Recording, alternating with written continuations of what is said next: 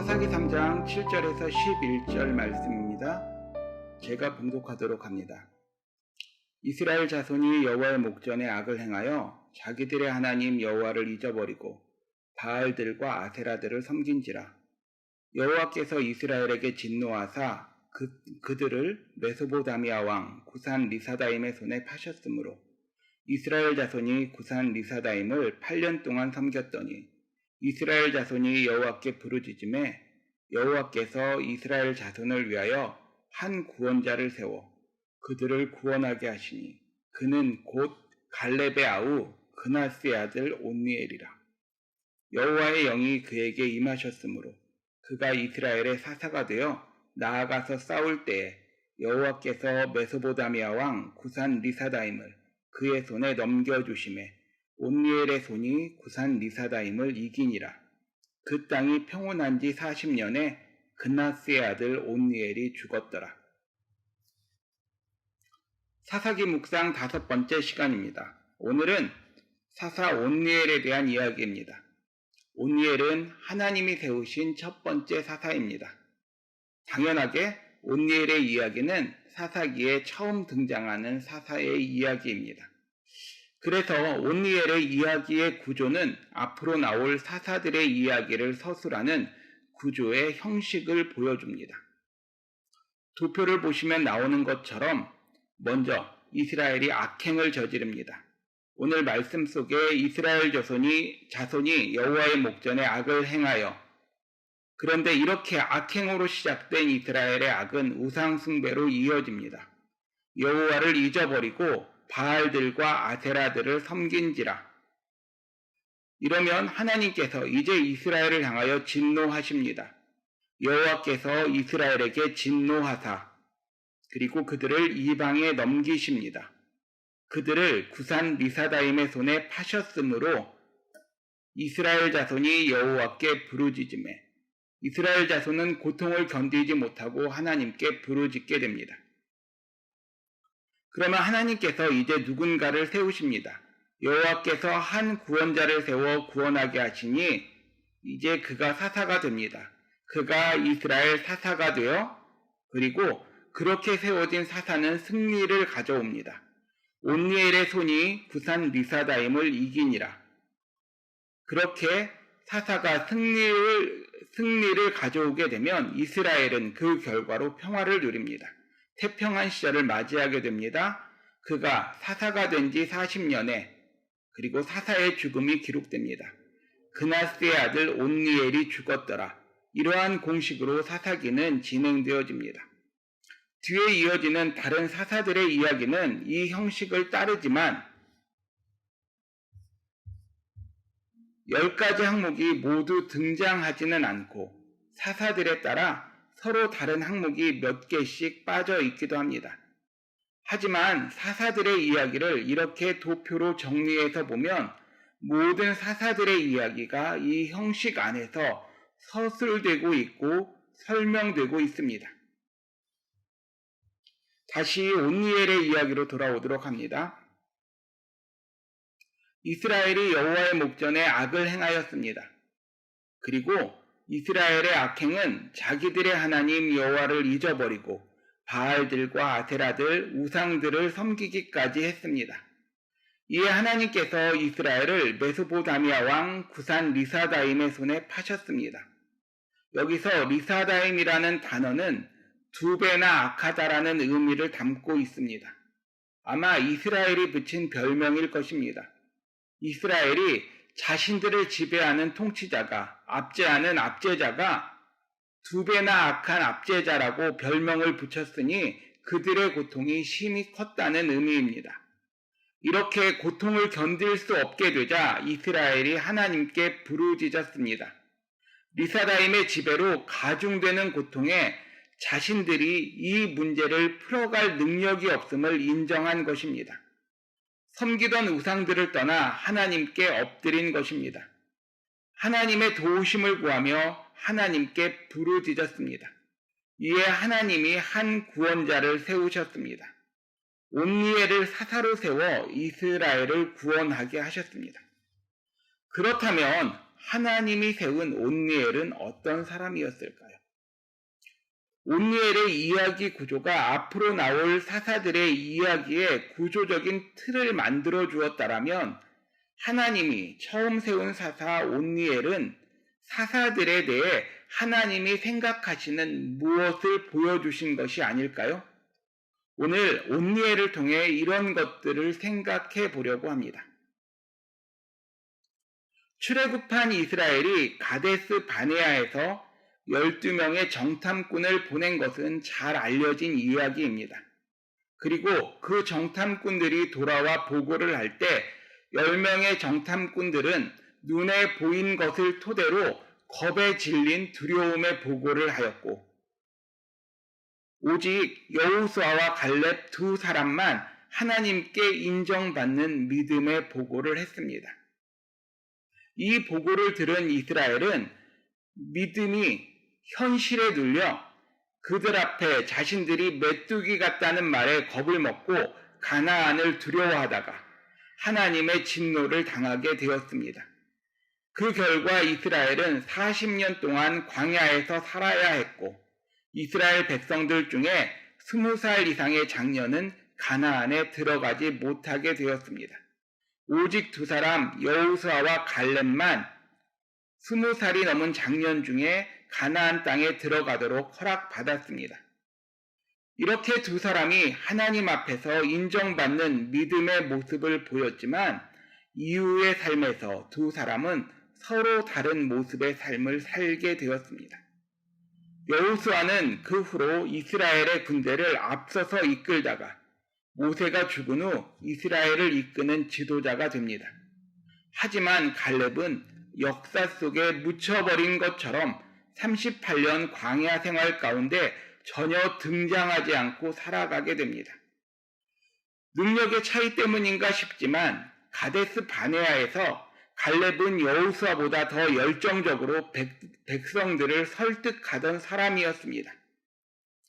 군사적 재능이나 탁월한 용기가 필요하기 때문인가 생각해 보아도 갈렙이 85살의 나이에 다시 등장했을 때 갈렙은 늙은 나이임에도 불구하고 당시 주변에서 가장 강력했던 기럇 아르바를 쳐서 유다의 중심 도시인 헤브론으로 바꾸어 놓았습니다. 갈렙이 무력이나 용기가 없어서 군대를 이끌지 못했던 것도 아닌 것 같습니다. 학자들은 갈렙이 정통 이스라엘이 아니었다고 말합니다. 말씀에서 갈렙을 그니스 사람으로 소개하는데 이를 근거로 그니스는 에서의 후손 중 한 사람인데 이를 근거로 갈렙을 에서의 후손, 즉 주변 이민족 가운데 유대인으로 귀화한 그 일족으로 보기도 합니다. 이 견해에 대해서는 가데스 바네아에서 유다를 대표해서 정탐꾼으로 나간 것을 볼 때 그렇지 않다는 반론도 있습니다. 이런 내용을 확인하고 검증하기는 어렵지만 분명한 것은 갈렙이란 사람이 탁월한 믿음으로 하나님께는 인정받았지만 사람들 사이에서는 그 능력만큼 인정받는 자리에 서지는 못했다는 점입니다. 심리학적 견해에 따르면 사람들에게는 누구에게나 인정받고 싶은 욕구가 존재한다고 합니다. 생존의 문제를 해결하고 나면 그 다음에 갖게 되는 욕망이 관계에 대한 그리고 인정받음에 대한 욕구라고 말합니다. 정신분석학에서도 인간의 모든 행동을 결정하는 두 가지 동기 중 한 가지가 위대해지고 싶은 욕망이라고 이야기합니다. 또 미국의 철학자였고 교육가였던 존 듀이는 인간이 지니는 가장 끈질긴 충동은 중요한 인물이 되고 싶은 욕구라고 말했습니다. 이처럼 모든 사람은 인정받기를 원하고 인정받는 자리에 서고 싶어 합니다. 누군가에게 영향을 끼치고 싶고 누군가에게 존경받고 싶어 합니다. 그리고 많은 사람들은 그러기 위해서 필요한 것이 그럴 수 있는 자리에 서는 것이라고 말합니다. 이렇게 보면 갈렙은 자신의 능력만큼 인정받지 못했습니다. 이렇게 자신의 능력만큼 인정받지 못하면 사람들은 쉽게 나는 왜 안 되지 않은 갈등과 좌절에 빠질 수 있습니다. 만약 학자들의 견해처럼 갈렙이 이방 민족 출신이었다면 스스로 나는 이래서 안 되는 거야 라는 자격지심에 빠질 수도 있었습니다. 그러나 갈렙은 그렇지 않았습니다. 갈렙은 모든 상황을 믿음으로 이겨내고 믿음으로 순종하는 모습을 보여줍니다. 그래서 40년이 지난 뒤 다시 나타나서 85살의 노구를 이끌고 가나안 정복 전쟁의 어려움을 마다하지 않는 믿음을 보여줍니다. 이런 갈렙을 향해 하나님께서는 내 종 갈렙은 그 마음이 그들과 달라서 나를 온전히 따랐다라고 인정해 주셨습니다. 그런데 이렇게 인정받음의 문제는 어떤 경우에는 당사자보다는 주변 사람들에게 상처와 불만이 들 수도 있는 일입니다. 내가 인정받지 못하는 것보다 더 마음을 상하게 하는 일은 내 가족 중 누군가가 제대로 인정받지 못할 때이기 때문입니다. 그리고 온니엘은 바로 그 갈렙의 조카였습니다. 당시 이스라엘이 부족 단위로 씨족 단위로 큰 가족 단위로 움직였던 것을 생각하면 온니엘은 분명 갈렙이 이끄는 무리에 속해 있었을 것입니다. 그 누구보다도 그런 갈렙을 가까이에서 보며 자랐을 것입니다. 그러면서 누구보다 존경받을 만한 갈렙이 조용히 잊혀진 듯 살아가는 것을 보며 많은 생각을 했었을 것입니다. 그런데 다행인 것은 온니엘은 그 시간 동안 자격지심이나 상처나 불평에 빠져들지 않았다는 것입니다. 뭘 해도 안 되나 봐 이런 마음의 벽에 스스로를 가두지도 않았습니다. 이런 것들을 어떻게 알 수 있을까요? 그것은 갈렙이 기럇세벨을 앞에 두고 기럇세벨을 점령하는 사람에게 자신의 막내딸 악사를 주겠다는 조건을 내걸었을 때 바로 온니엘이 앞장서서 기럇세벨을 정복한 데서 확인할 수 있습니다. 갈렙을 옆에서 보던 온니엘에게 영향을 준 것은 다른 어떤 부정적인 생각이 아니라 순전한 믿음을 가지고 살아가는 갈렙의 모습이었습니다. 그리고 이제 여호수아도 갈렙도 세상을 떠났습니다. 그리고 이스라엘은 믿음을 버리고 하나님을 떠났습니다. 하나님은 진노하셔서 이스라엘을 메소포타미아 왕 구산 리사다임의 지배 아래 살게 하셨습니다.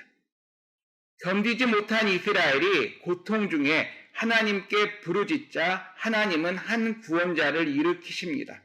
그 사람이 온니엘입니다. 하나님은 이스라엘의 첫 사사로 온니엘을 세우셨습니다. 그리고 무엇보다 놀라운 것은 말씀이 온니엘을 소개할 때에 그의 아버지의 이름을 불러 그나스의 아들 온니엘로 소개하지 않는다는 것입니다. 말씀에서는 온니엘을 갈렙의 아우 그나스의 아들 온니엘이라고 소개합니다. 무슨 의미입니까? 온니엘이 갈렙과 연결되어져 있다는 것입니다. 온니엘이 갈렙의 믿음의 발자취를 따르고 있으므로 하나님이 인정해 주신 것입니다. 온니엘의 삶이 갈렙처럼 끝까지 하나님 앞에서 신실함을 잃지 않고 온전한 믿음을 가지고 있음을 확인해 주신 것입니다. 온니엘도 갈렙처럼 모든 이스라엘이 하나님을 떠나도 그들과는 다르게 하나님을 온전히 따랐다는 것입니다.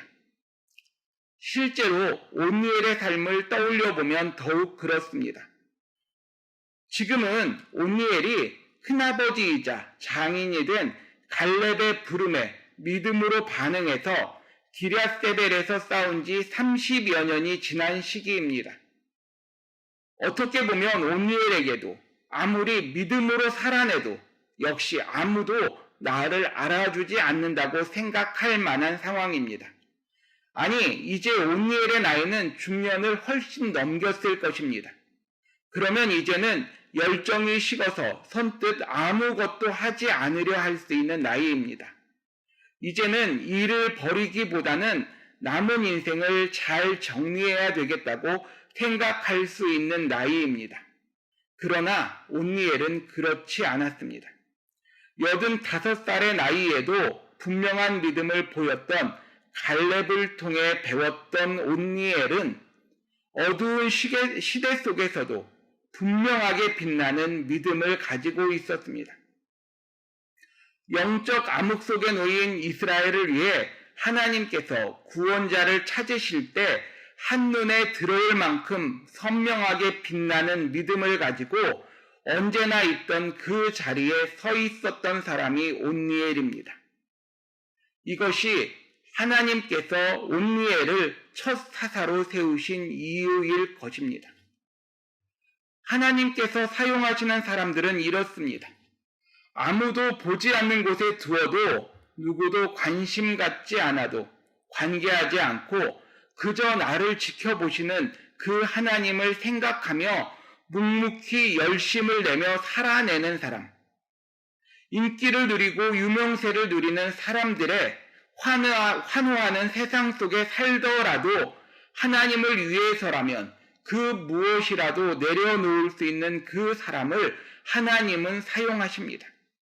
그런 사람이 어느 곳에 숨겨져 있건 하나님은 하나님의 때에 그 사람을 찾아내시고 하나님이 필요하신 곳에 그를 세워 하나님의 일을 진행하십니다. 바라기는 이 말씀을 나누는 저와 여러분 모두가 이런 은혜를 누리게 되기를 간절히 소원합니다. 실제로 오늘 말씀 속에 온니엘의 이야기는 우리들의 이야기입니다. 아무리 해도 이곳 캐나다에서 내가 할 수 있는 것은 많지 않아라고 말하며 낙심할 수 있고, 이제 처음 이민을 시작하던 열정과 열심은 식을 때도 되었다고 생각할 수 있는 우리들의 이야기가 온니엘의 이야기입니다. 이제 내 나이를 생각하면 아무것도 저지르지 않고 그저 평온하게만 살면 된다는 소박한 꿈이 피어오를 수 있는 우리, 특별히 코로나로 인해 혼란한 이 시기에 무엇을 시도해도 지금은 아니라는 생각이 우리를 붙들 수 있는 시대를 살아가는 우리들의 이야기가 바로 온니엘의 이야기일 수 있습니다. 어쩌면 온니엘에게는 우리보다 더 많은 하지 않아도 되는 이유들이 있었을지도 모르겠습니다. 하지만 온니엘에게는 그 많은 부정적인 어떤 이유보다 자신의 바로 눈앞에서 끝까지 믿음의 길을 걸은 갈렙의 모습이 더욱더 선명하게 보여졌고 새겨졌습니다. 이것이 우리가 믿음을 지키며 살아야 할 분명한 이유입니다. 내 자녀들이 인생의 길을 걷다가 만나는 수만 가지의 부정적인 이유들보다 더 선명하게 새겨진 힘겹더라도 끝까지 믿음으로 살아낸 부모된 나의 모습 때문에 믿음을 선택하게 될 것이라는 기대 말입니다. 갈렙의 믿음이 그의 삶을 보고 자란 온니엘에게 온전하게 상속된 것처럼 나의 믿음의 모습이 내 삶의 모습을 바라보는 나의 자녀들에게 온전히 상속되게 될 것이라는 거룩한 부담이 저와 여러분에게 임하게 되기를 간절히 소원합니다. 그렇게 우리가 모든 것을 믿음으로 온전히 서려고 몸부림칠 때에 우리의 출신이나 우리의 스펙이 아닌 믿음을 보시고 사용하시는 하나님의 놀라운 은혜가 우리에게 임하게 될 것입니다. 잊혀진 듯 보여지는 세월 동안도 결코 하나님을 놓지 않았던 믿음의 사람 온니엘을 통해 하나님은 하나님의 때에 하나님의 일을 진행하셨습니다. 그리고 그 결과로 온 이스라엘은 40년 동안 평화를 누렸습니다.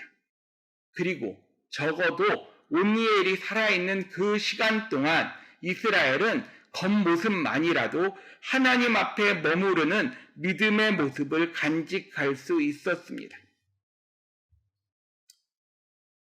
우리의 믿음의 모습을 보고 자란 우리 자녀들이 온니엘처럼 확실한 믿음 가운데 서게 될 때 하나님은 하나님의 일들을 그들을 통해 시작하실 것입니다.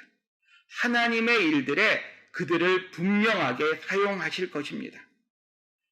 하나님이 사용하실 분명한 자리에 그들을 세워 가실 것입니다.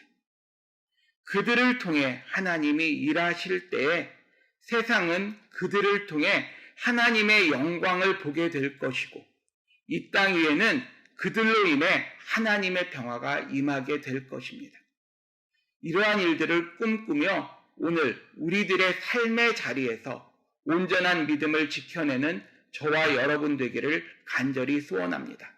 함께 기도하시겠습니다. 참 좋으신 하나님,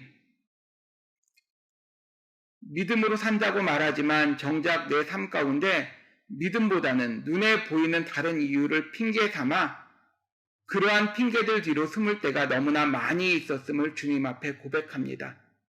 하나님, 오늘 말씀 속에 온니엘을 보게 하여 주시며 그 온니엘에게 모델이 되어준 갈렙을 기억하게 도와주시옵소서.